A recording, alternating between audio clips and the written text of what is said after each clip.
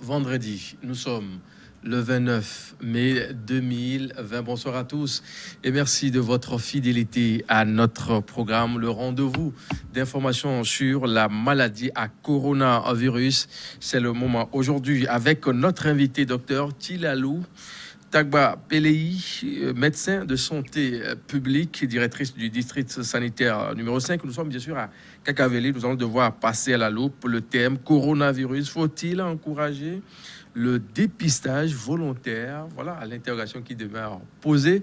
Avec l'invité, nous allons essayer de creuser pour avoir le cœur net. Bonsoir docteur. Bonsoir. Vous allez bien? Au début, ça fait plus d'un mois, on s'était vu sur ce plateau pour parler coronavirus. Oui. Un mois après, dans votre district, comment ça se porte? La maladie dans tout son ensemble et vos éléments dans tout son ensemble également. Un mois après, les cas ont augmenté. Les cas ont augmenté. Et puis, sur toute l'étendue du territoire, je pense que toutes les régions sont touchées. Si toutes les régions sont touchées, et la lutte continue. Nous continuons par dépister les cas et puis prendre en charge les malades et faire le suivi des voyageurs. Parfait. Alors, spécialement dans votre district sanitaire numéro 5, Kakaveli, c'est quelle zone et quelle zone à part Kakaveli? Nous sommes, en tout cas, avant les élections communales, le district sanitaire numéro 5 était calqué sur le découpage administratif. OK. Maintenant, après les élections communales, nous dépendons de 4 communes. La commune d'Aguagnivé 1, la commune de Golfe 5, Golfe 3 et puis Golfe 4. Vous avez du boulot. Hein? Oui. En attendant, parce que le ministère de la Santé et de l'Hygiène publique est en train de réfléchir pour pouvoir refaire une délimitation compte tenu de la nouvelle donne. Parfait. Voilà un peu, c'est clair maintenant dans la tête quand on dit district sanitaire numéro 4, numéro 3, numéro 5. Numéro 5, on se demande justement on est où. Donc, quand tu prends la délimitation géographique, nous avons au nord, disons, Kakaveli est hors zone. Oui.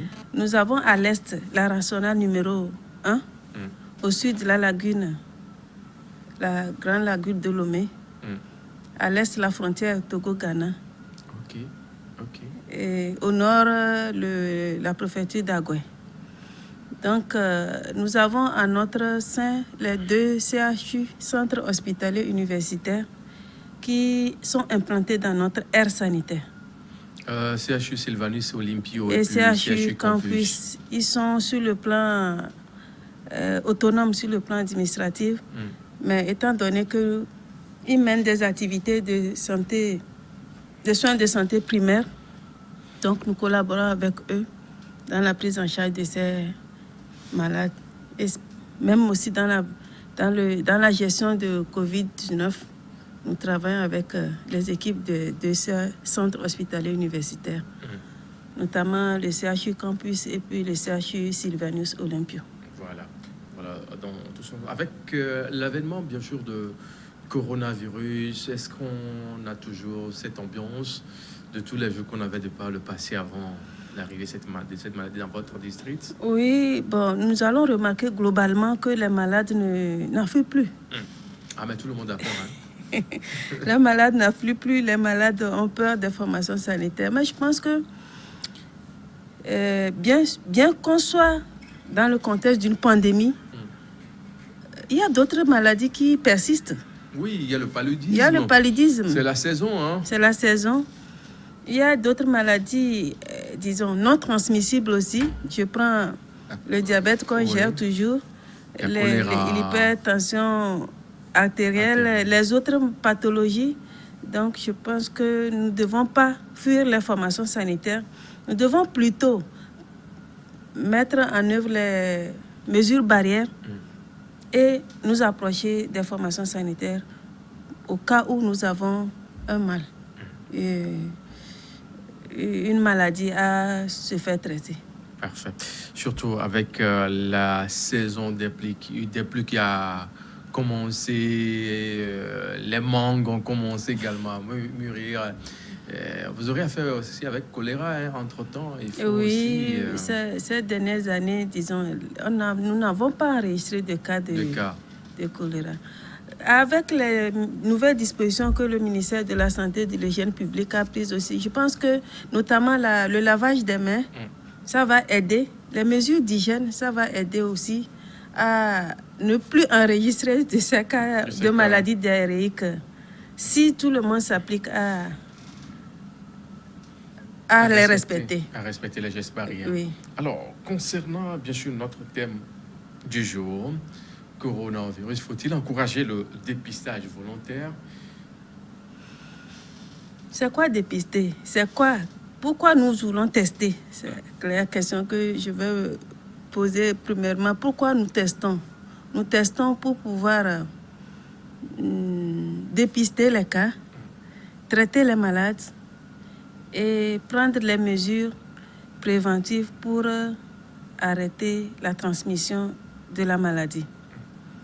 En ce sens-là, donc, qui nous dépistons? Selon notre protocole, disons, les directives nationales que le ministère, je veux dire le Comité national de lutte contre la maladie, le COVID-19 a mis en place, nous devons dépister juste les cas suspects.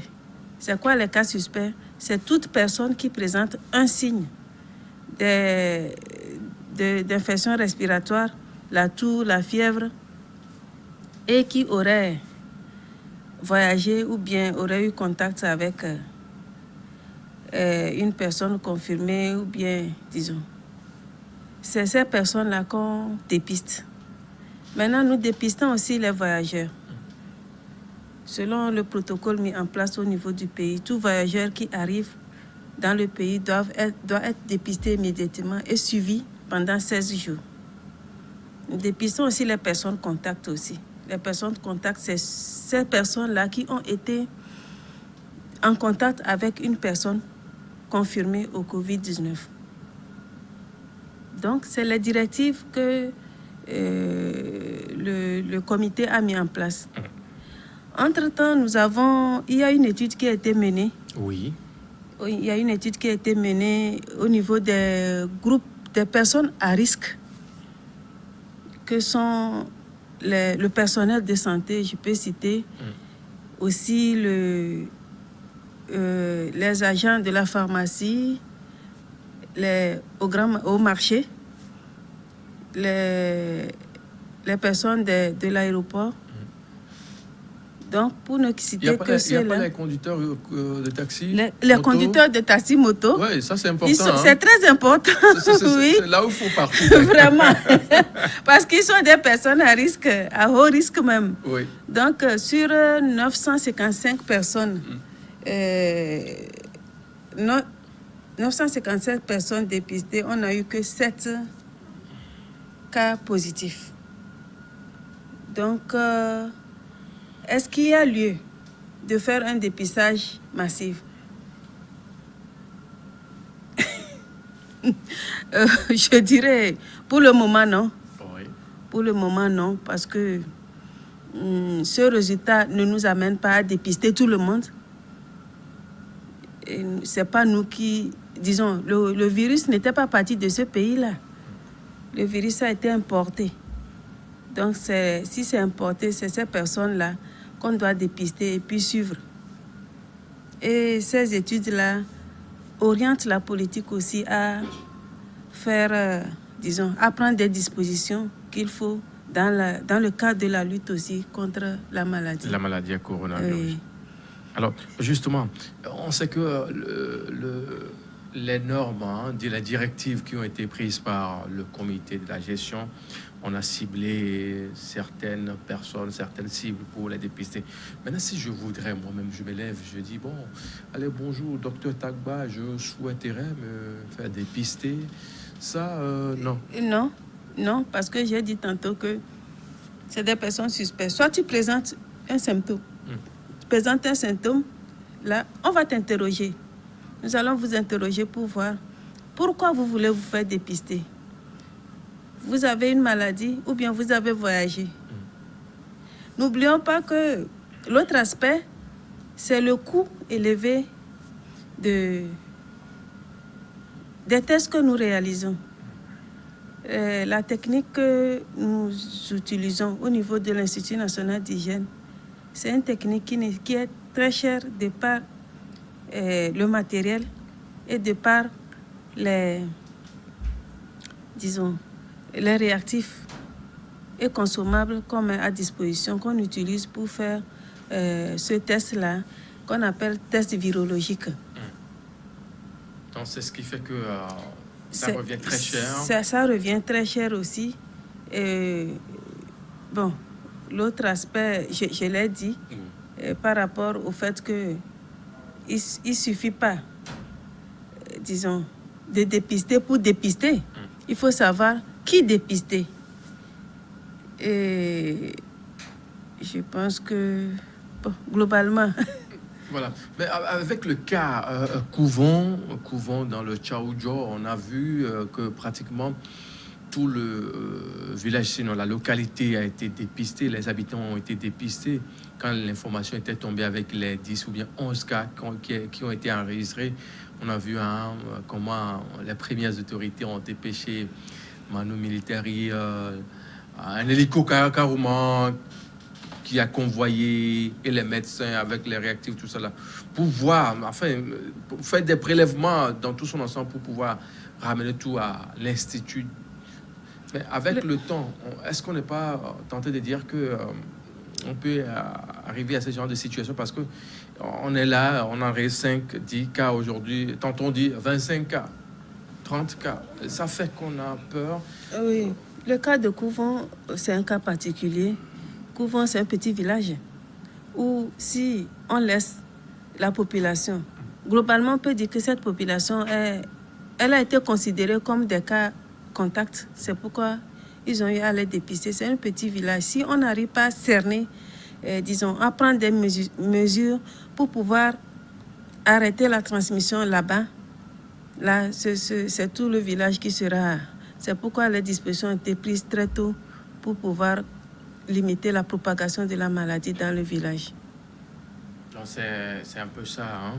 On ne va pas quand même passer à un dépistage massif, non. Dépistage volontaire, non. Pour le moment, on n'a pas... Ce n'est pas sur le tapis. Peut-être qu'on va y arriver par rapport à l'évolution de la situation, étant donné que la commission qui est mise en place chaque jour fait le point et la situation. Je pense que les discussions sont en cours et puis verront par rapport à l'évolution des cas. Je voulais revenir sur ça pour dire que les cas c'est vrai, aujourd'hui on dépiste 2, demain 5, 6, 7. La plupart, c'est des cas contacts. C'est des personnes contacts, je veux dire. Voilà. Des personnes qui ont été en contact avec une personne confirmée ou bien des voyageurs. La plupart du temps, la journée d'hier, la grande partie, c'était des voyageurs.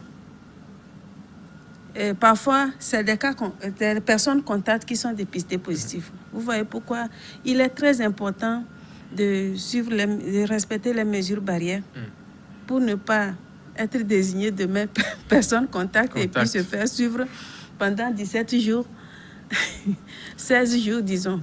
Voilà. Oui. Quand on sait que dans les pays limitrophes du Togo, on a pratiquement déconfiné, on a allégé toutes les règles imposées au début de cette maladie dans ce pays.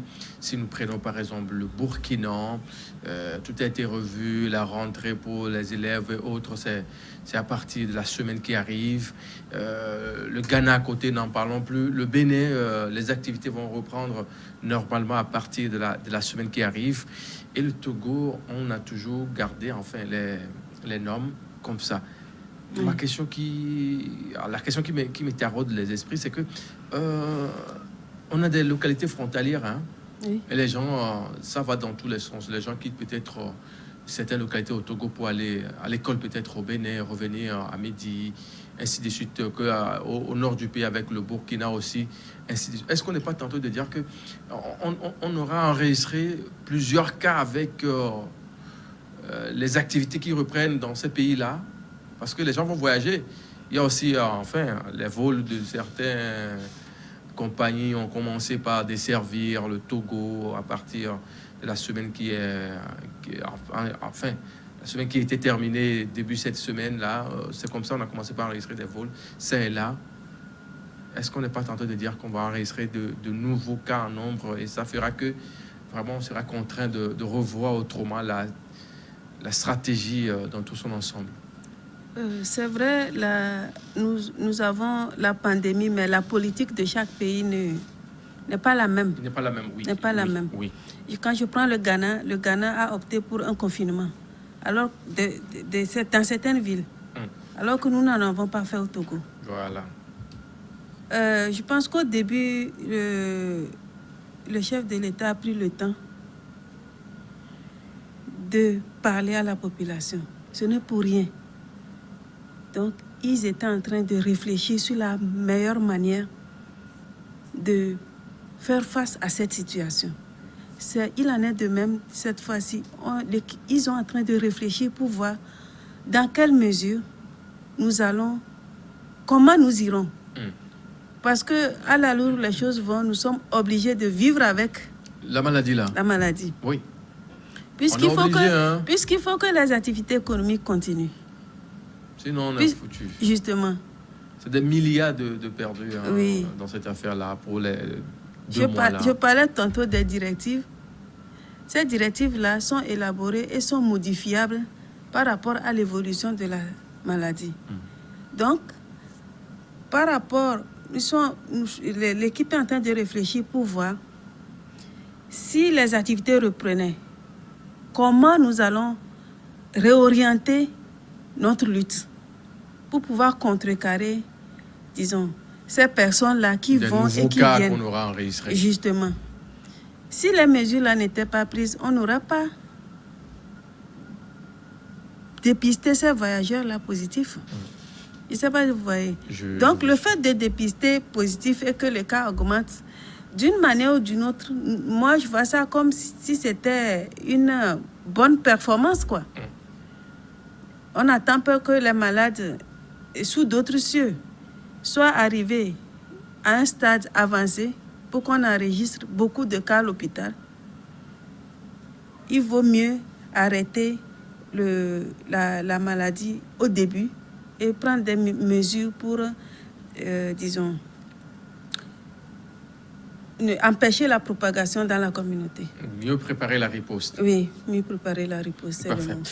Vous qui nous regardez, sachez bien sûr que c'est l'heure de vous informer bien sûr à notre compagnie dans cette émission qui vous livre les informations les plus fiables concernant bien sûr la maladie à coronavirus au Togo, ce qui s'est fait dans tout son ensemble en Afrique et dans le monde. On va devoir jeter un coup d'œil sur les statistiques qui ont été publiées à la date du 28 mai 2020 au Togo.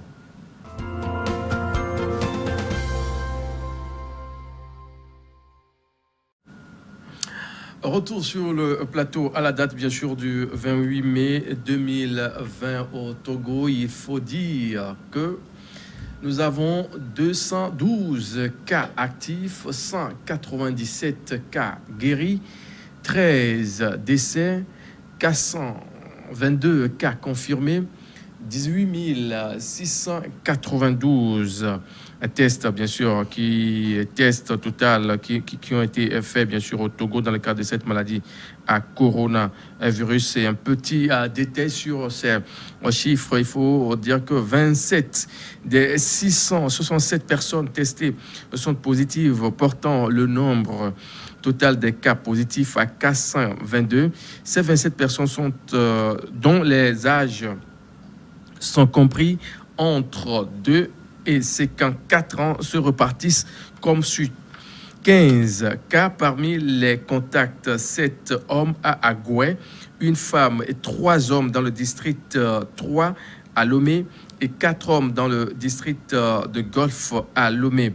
11 cas parmi les voyageurs, 4 femmes et 5 hommes à Afagnan dans le district de Bamono, 2 femmes à Tabligbo dans le district de Yoto. Un cas parmi les suspects, un homme dans le district de Lomé. 14 nouveaux guéris ont été enregistrés, portant à 197 le nombre total des patients guéris de COVID-19 au Togo. Le nombre de décès reste inchangé, bien sûr, à 13, et le nombre des cas actifs est de 212, un total de 18 696 tests de laboratoire ont été effectués sur toute l'étendue du territoire national. Voilà un peu ce qu'on peut dire de cette journée, bien sûr, de 28 mai 2020. Docteur, 27 cas enregistrés en une journée. Voilà un peu le tableau. Et la plupart, ce sont des voyageurs. Afagnan, Bamono, qui n'était pas vraiment concerné, maintenant est rentré dans la danse avec ces nouveaux cas qu'on a constatés en nombre. On dit 11, 11 parmi les voyageurs, 5 hommes à Afagnan et 2 femmes à Tabligbo dans le district de Yoto et 4 femmes. Voilà un peu dans tout son ensemble le tableau que présente la statistique, bien sûr, du 28 mai 2020. Mais la bonne nouvelle, c'est les guéris. Oui. Les guéris qu'on enregistre au jour le jour. Effectivement. Ils viennent en nombre, mais ils vont recouvrer la santé. Ils recouvrent aussi la santé, Dieu merci. 14 de guéris en une journée. C'est beaucoup. C'est beaucoup. Ça montre que l'équipe qui est en place au niveau du CHR et au niveau de Hôtel Oba travaille correctement sur ces malades qui sont infectés du COVID-19. Il faut dire qu'une équipe conduite par le professeur Iou Majesté et puis le professeur Adjo. Adjo, oui. C'est ça. Oui. Alors, quand vous analysez un peu les chiffres dans tout son ensemble, il y a quand même de l'espoir. Oui, dans son ensemble, il y a de l'espoir puisque les cas, suspects localement, c'est les voyageurs qui ont un nombre un peu plus... Qui ont fait flamber, bien sûr, les chiffres. Les chiffres, les voyageurs et puis les personnes contacts. Voilà. Et les personnes contacts, c'est là où nous devrons faire un peu attention pour renforcer ou bien maintenir les mesures barrières.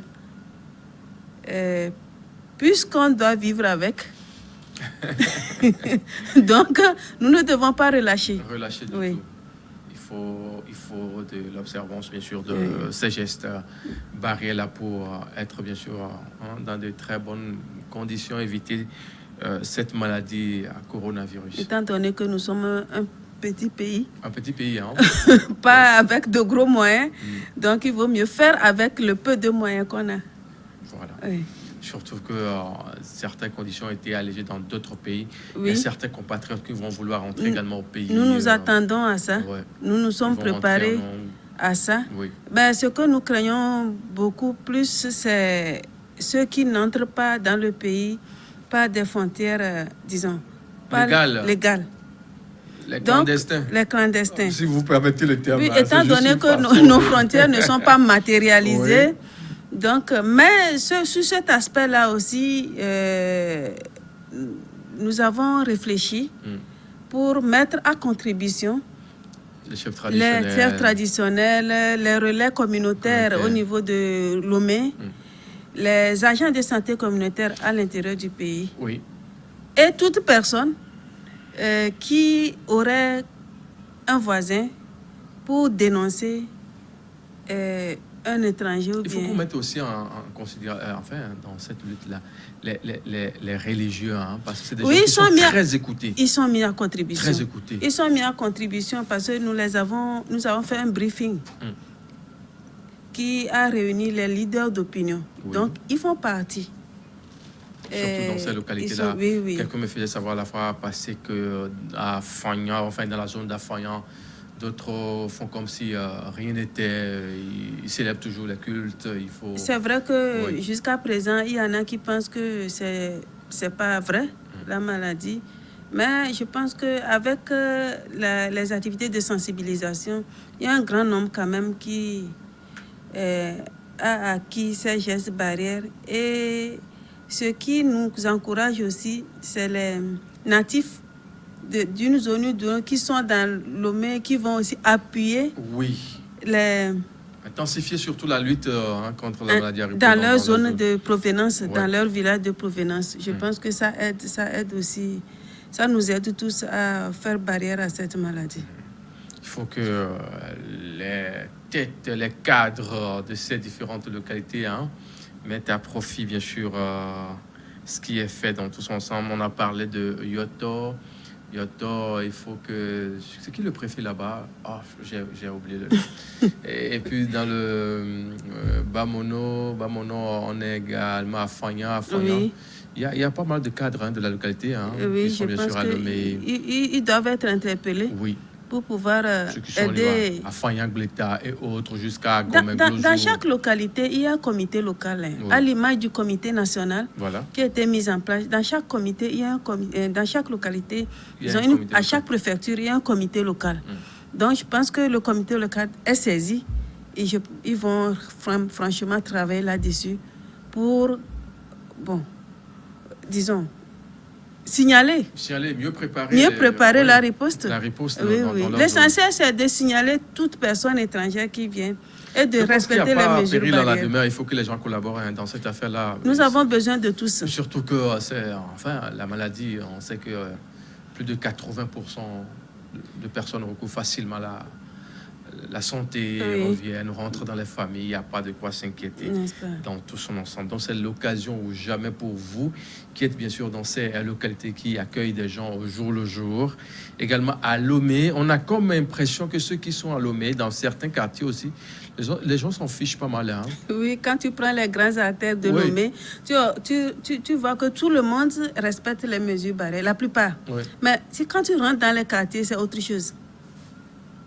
Je ne sais pas si c'est compte tenu de la concession, je ne sais pas, des concessions, puisque les gens ont l'habitude de rester à la devanture des maisons. Vous aussi, vous avez constaté ça? Quand je circule, messieurs et dames, restez dans la famille, restez à la maison. Vous allez voir déjà à partir de 17h30, 18h, comme ça, 19h, les gens sortent, ils sont devant leur maison. Ou bien ils disent qu'ils vont faire 100 pas. En faisant ça, pas 100, les mesures, disons, les masques, les bavettes, tout ça, les masques, tu vas... Voilà, choper facilement la maladie, on n'est pas à l'abri quand les gens font des choses comme ça, moi je me dis. Et ceux qui continuent toujours pas à visiter les débuts de boissons locaux avec les calebasses. En venant, j'ai vu des jeunes dans une boutique. Bon, c'est vrai, quand tu veux prendre un verre avec des amis, tu es obligé. Tu veux boire, tu es obligé d'enlever les masques. Qu'est-ce qu'il faut faire? La meilleure manière, c'est d'acheter sa boisson et d'aller la boire en famille à la maison. Ou bien, tu restes là-bas, mais vous respectez la distanciation physique. Mais tu sais, nous sommes en Afrique. Les gens ont toujours cette habitude de l'ambiance à l'africaine, quoi. Mais il faut qu'on apprenne. Vraiment. Il faut qu'on apprenne à le faire parce que c'est beaucoup de sous qui sont rentrés en jeu. Quand je prends la prise en charge de ces personnes infectées, leur prise en charge médicale, elle est gratuite. Leur alimentation aussi, elle est gratuite. Les séjours qui sont là-bas, c'est gratuit. C'est payant c'est gratuit pour eux, mais c'est payant quelque part par une tierce personne qui est l'État. Donc, ça fait beaucoup de charges. Et l'État, c'est nous. Ah oui, ça veut dire que... C'est nous. Demain, les impôts et autres qu'on paie... nous n'allons pas demander... Si vous nous choisissez, on va commencer par prendre quelques questions. Laissez sur notre plateforme la toute première question ou information. On dit bonjour, d'où vient la maladie coronavirus? Oh, ça revient toujours. Ça revient toujours. La répétition. La répétition. Oui. Pédagogique. C'est ça.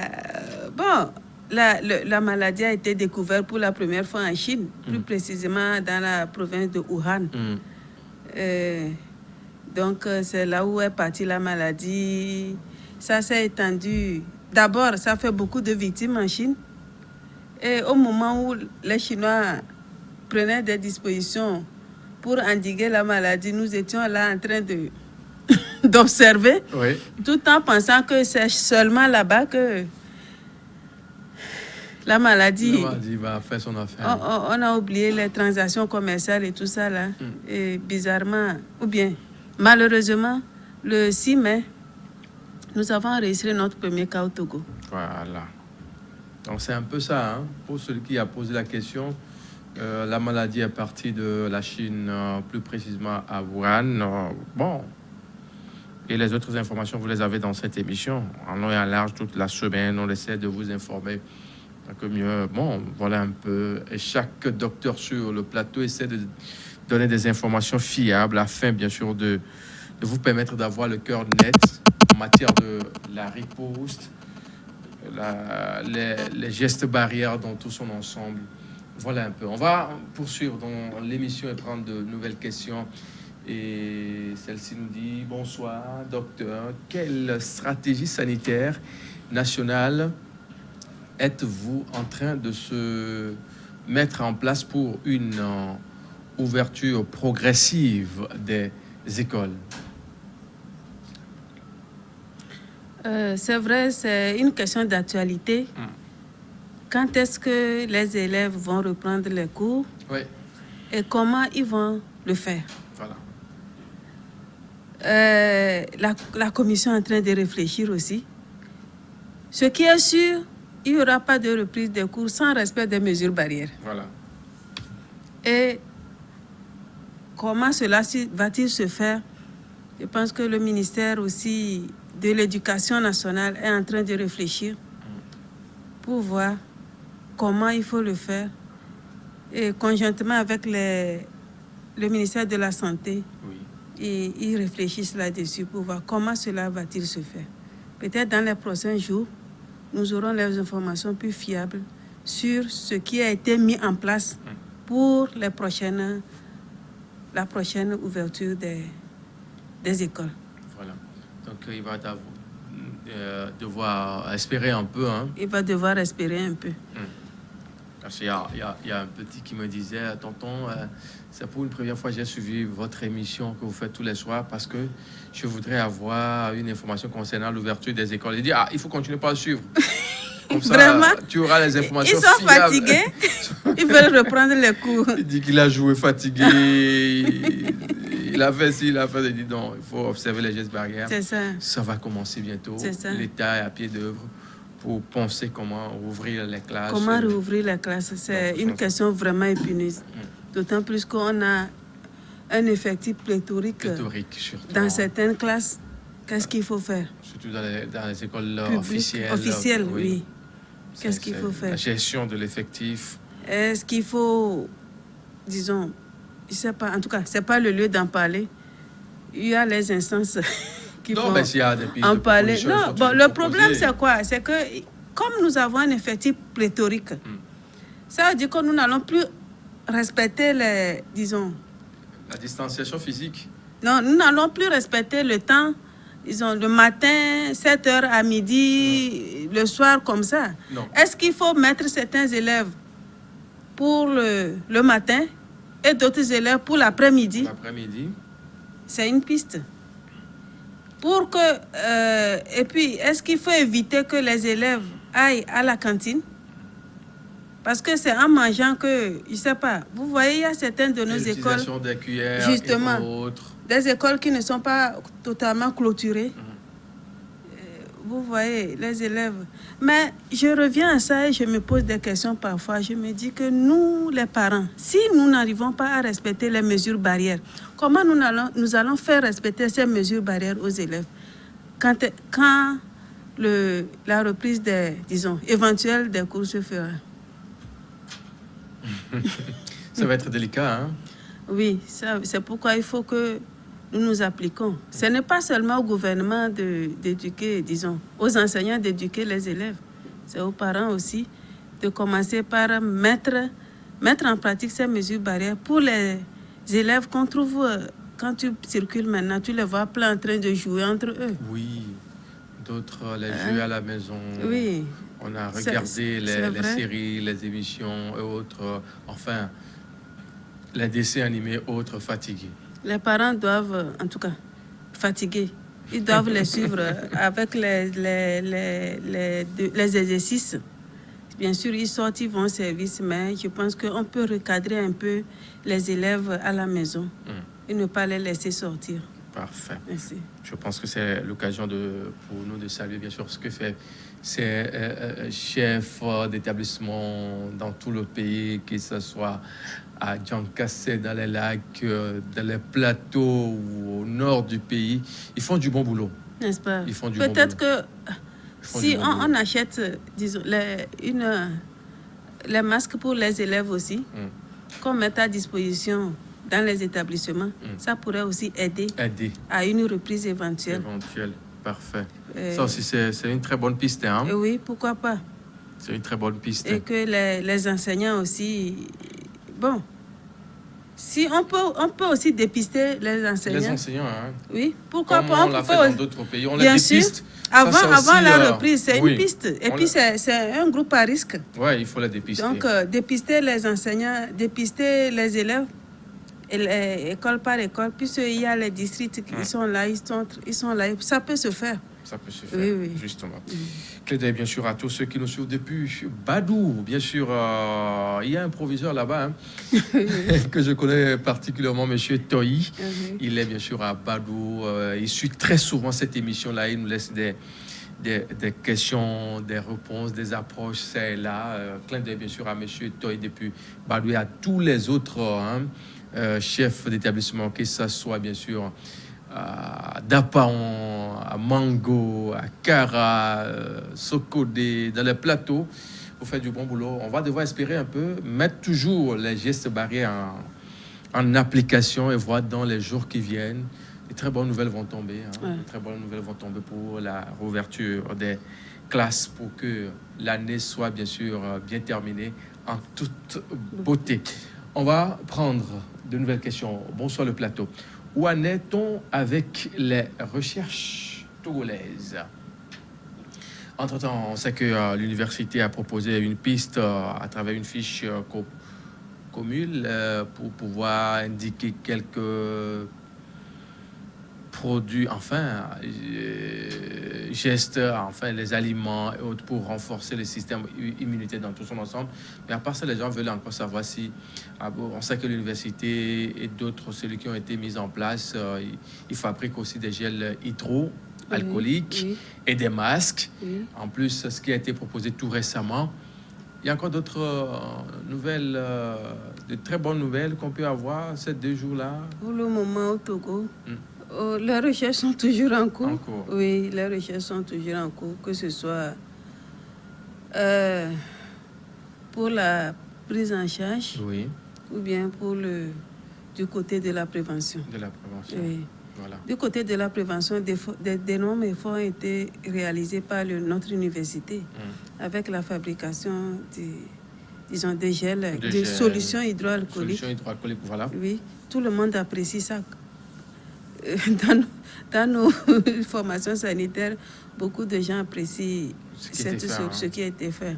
Il y a aussi des masques qui ont été fabriqués aussi à l'université. Oui. C'est un grand pas. Sinon, pour le reste, vous savez, Covid-19, c'est une nouvelle maladie. Et tout le monde est en train de faire des recherches sur ça. Ce n'est pas en 2 ou 3 mois qu'on va trouver une solution miracle. Et ça va prendre un peu de temps. C'est pourquoi nous misons beaucoup plus sur la prévention. Sur la prévention. Oui. Parfait. La suite, bien sûr, des questions. Bonjour. Que Dieu vous bénisse pour le travail que vous faites. Merci beaucoup. Amen. Voilà. S'il vous plaît, où trouver les gels désinfectants faits au campus? Ah, voilà. Où est-ce qu'on peut les trouver? C'est à l'université ou il y a aussi dans les pharmacies? Je pense c'est à l'université aussi. Si ça poche à l'université aussi, ils auront... et puis, je pense qu'ils doivent les disposer aussi dans les officines. C'est l'occasion peut-être de dire à ce téléspectateur ou téléspectatrice que il peut s'adresser aussi à la présidence, à la présidence de l'université. Oui, parce qu'il y a une cellule de communication qui est là, qui travaille beaucoup tous les jours que le bon Dieu fait pour des informations fiables concernant tout ce qui se fait d'abord sur le campus, la reprise des cours en ligne et autres, et puis les innovations qui ont été faites en ces derniers temps concernant la riposte de la maladie à coronavirus. La présidence de l'université de Lomé, c'est plus dans le lycée de Tocon. C'est en face de l'ambassade des États-Unis. L'ambassade des États-Unis. Oui, et puis la direction de l'OTR. Oui. Ouais. Je suis la nation numéro 1. Oui, ils auront de plus en plus d'informations là-bas. Voilà un peu. Merci. La suite. Bonsoir, monsieur. Merci pour votre disponibilité. Merci aussi. J'ai 2 questions. OK. Où peut-on trouver le thermoflash acheté et quel est le prix unitaire? Bon, le prix, nous, on ne peut pas vous donner parce que ça dépend de là où la personne... Oui, le thermoflash dans certaines officines, ils peuvent le trouver là-bas. Mais le prix, je n'ai pas le prix exact. Ouais, parce que ça doit varier. Ça varie entre 150 000. Bon, est-ce que le thermoflash, c'est bon pour... une personne physique en tant que telle? Bon, peut-être que c'est beaucoup plus pour les grandes, disons. Peut-être que la personne qui a posé la question, il dit à l'est depuis Palimé, peut-être que il travaille pour une structure. Dans les officines, dans les officines, si il n'a pas ça sur place, il peut demander à son pharmacien d'en commander pour lui. Oui. Sinon, il y en a à Lomé. Il y en a à Lomé plein. Il y en a à Lomé. Vous pouvez toutefois demander à un chauffeur, vous faites les commandes. Oui, il n'a qu'à passer par le pharmacien. Oui, un pharmacien de Palimé. Oui, il y a de nouvelles pharmacies maintenant à Palimé, que ce soit l'ancienne, dont je garde le nom de la gare, et puis de nouvelles pharmacies à Palimé. Il faut s'informer juste, et puis ça passe. On va prendre la deuxième question, bien sûr, de cette émission de Alès qui nous a écrit depuis Palimé. Quelles sont les préfectures non atteintes par Covid-19 jusqu'à présent? Merci. Nous avons au niveau de la région centrale, nous avons 4: Belé, Agou, Hao et le Moyen-Mono. Au niveau de la région des Savanes, nous avons Tandjouari. Donc ça fait au total... Au niveau de la... Je voudrais avoir une précision. Au niveau de la région... Région des Savanes. Oui.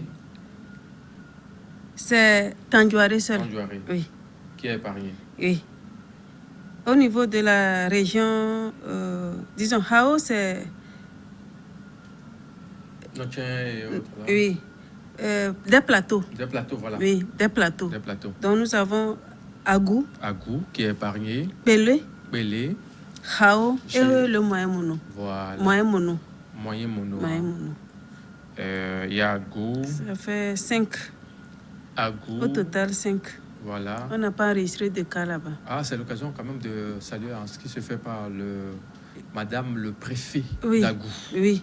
Ils doivent vraiment rester vigilants. Et ils sont encouragés vraiment à... Vous savez, les dispositions prises par le gouvernement a aidé aussi à ce que ces districts aussi soient un tout petit. Si on avait laissé libre cours à la population de vaquer à ses occupations, je pense que toutes les préfectures seront touchées. Voilà. Et Et donc, Kokbele aussi a épargné. Hein. Oui. Je pense qu'un bon travail se fait également de l'autre côté. Hein. Oui, un bon Ça, c'est la présidente de l'Assemblée. Oui. Tchegon, franchement, Djigbodi Chantal. Elle fait du bon boulot aussi hein, dans vraiment, là-bas. Ouais. Nous les encourageons à rester toujours éveillés. À intensifier surtout la sensibilisation pour que ces zones-là qui ne sont pas encore contaminées, enfin, dans lesquelles on n'a pas encore détecté des cas soient indemnes jusqu'à la fin peut-être de cette maladie un beau jour. C'est ça. On va prendre encore une question, ou bien ça c'est pas une question. Hein. Moi, j'ai une petite proposition que je voudrais partager afin de lutter efficacement contre le Covid-19. Il est démontré que nous aurons à vivre longtemps avec le Covid-19. Pour cela, je propose que les mesures limitatives quant au voyage soient levées à l'intérieur du pays et renforcées aux frontières, car jusque-là, ce sont nos frontières qui nous enlèvent nos espoirs sécuritaires. À l'intérieur du pays, je propose que le gouvernement construise au lieu de barrages préfectoraux de police des douanes comme aux frontières à ces douanes, qu'il soit installé des caméras thermiques scannant tout passant et que chaque usager de la route ait l'obligation de port de masque et de lavage de mains avant de passer aux barrières. Je pense qu'il faut plutôt rendre fluide le déplacement à l'intérieur afin de favoriser l'économie tout en durcissant les respects des mesures barrières. Ces barrages policiers peuvent être installés à l'entrée et à la sortie de chaque commune également. Voilà, c'est un sociologue qui a... Il est sociologue et informaticien. Bon, il a abrégé son nom, KSB.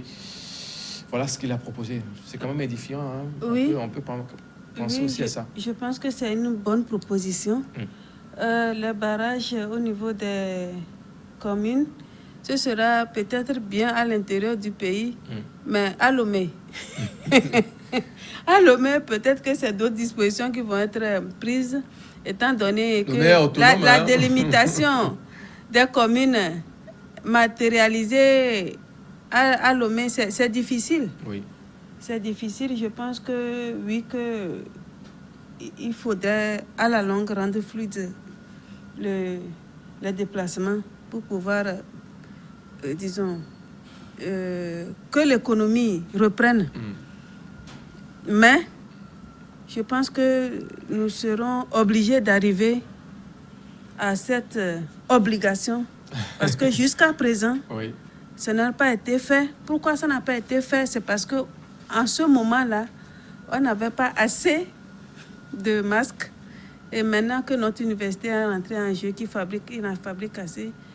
Et je pense que quand tu vas quand tu rencontres une dame, tu lui poses la question, où est ton masque? Elle te sort ça. Dans la poche. Hein. Dans la poche. Ou bien dans donc, présentement, ce n'est pas question de non-disponibilité de masques, mais c'est le port qui pose problème. C'est ça. Parfait. On va forcément continuer par intensifier la sensibilisation, surtout comme le fait déjà la télévision, le groupe de Télé New World. Et c'est déjà la fin de l'émission. Hein. On va avoir forcément le temps de revenir encore d'autres jours sur ce même plateau. Merci, M. Boko. Mathieu. Merci, Mathieu. Voilà. Mathieu Gaï. Merci. Oui. Merci, Mathieu, pour tout ce que vous faites. Oui. Pour... porter la nouvelle aux populations. Et nous vous remercions et restons toujours engagés contre le Covid-19. Restons toujours engagés contre le Covid-19. Son nom, docteur Tilalou Tagba Pelei. Nous marquons bien sûr un point à cette émission de ce jour. Très bonne suite de nos programmes à vous tous et surtout courage à vous qui êtes en ce temps un peu dans ce pétrin de cette maladie à coronavirus. Ça va passer au plus de 2 semaines là-bas et vous allez pas rentrer chez vous à la maison parce que la guérison est aux portes. Merci. À très bientôt.